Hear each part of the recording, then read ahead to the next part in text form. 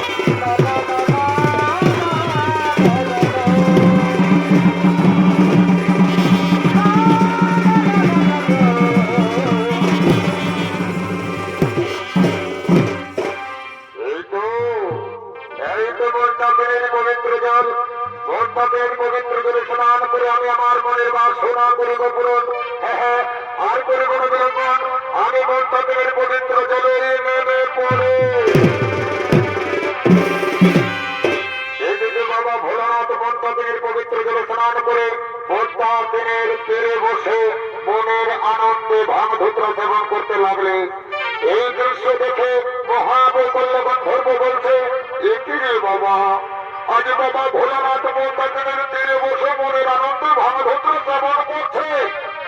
এই ভাঙধুত্র শ্রবণ করার পরে ভাবা বাবা ভোলানাথ কি করে সেই দৃশ্য আমি নয়ন মেলে দেখবো।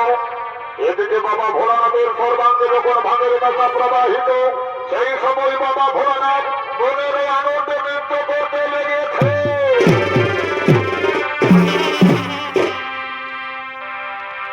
আজি নাচিতে লাগিল ভোলা মনটা দিনে তীরে,